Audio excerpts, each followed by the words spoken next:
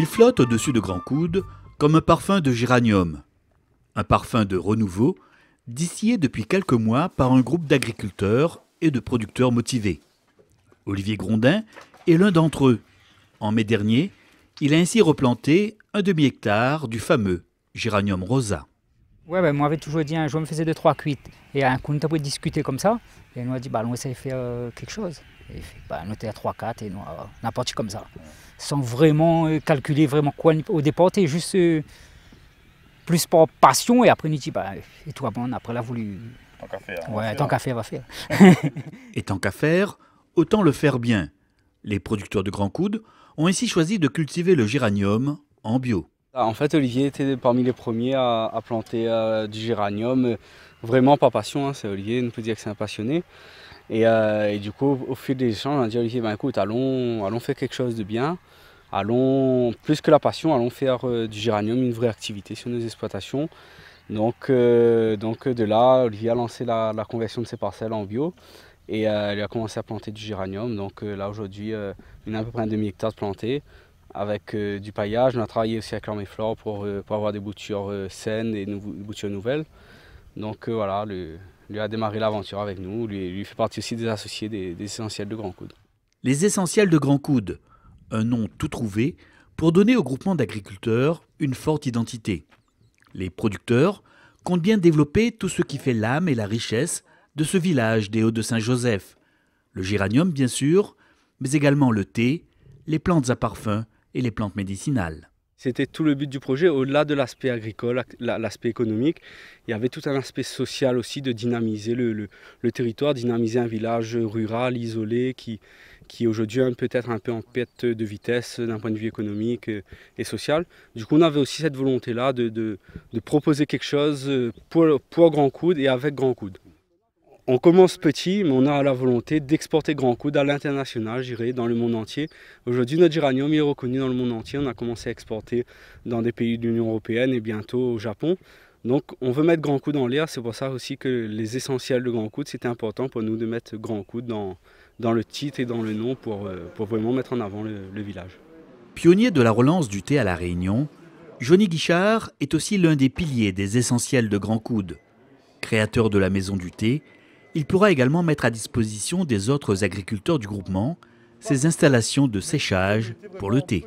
Dans le citron, on a récupéré la pulpe pour mettre dans les sirops, dans les gelées, le zeste pour parfumer le thé, et ça, on va faire une poudre pour savoir si ça fonctionne pour remplacer la pectine.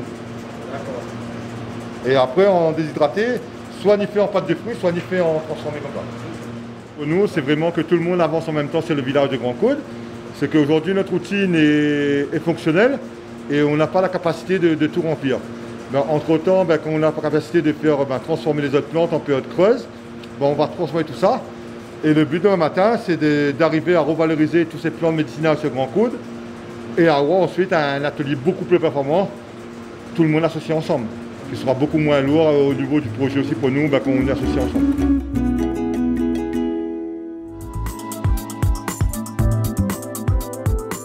Un petit village, certes, mais avec de grandes ambitions.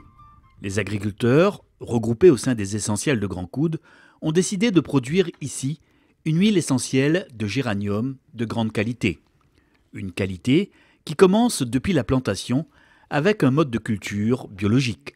Cultiver en bio, ça implique quand même un certain nombre de règles à respecter. Quand même. Alors un certain nombre de règles, mais c'est aussi une philosophie de manière générale où on réfléchit avant tout à préserver la plante, à protéger la plante avant de la traiter ou de la remplacer.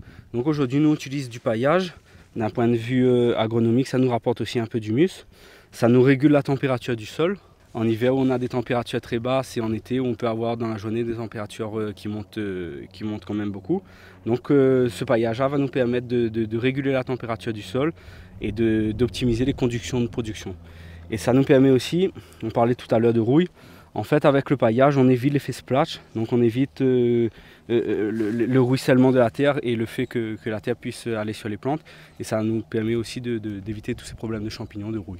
L'entretien régulier de la parcelle est aussi très important pour obtenir du géranium de qualité. Jean-Hugues, on peut expliquer quand même maintenant qu'on est en train de faire là? On est en train de remplacer les pieds de géranium là, crevés l'année dernière. Comme on a mis un peu de bout de champ dans le pot. Là, voilà, on a bien de racines, tout ça. Pour cette année, il va partir plus vite.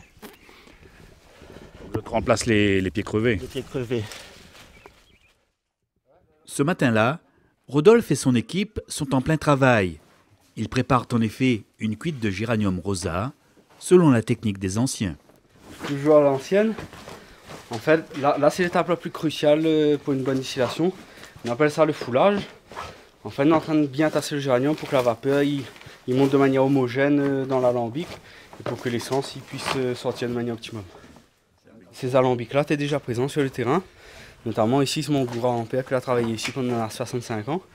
Et en fait, ces alambics-là, c'est aussi le gage de notre qualité, l'alambic en cuivre. Il donne à l'huile des caractéristiques physico-chimiques que les pas négligeables et qui fait aussi la particularité du géranium bourbon.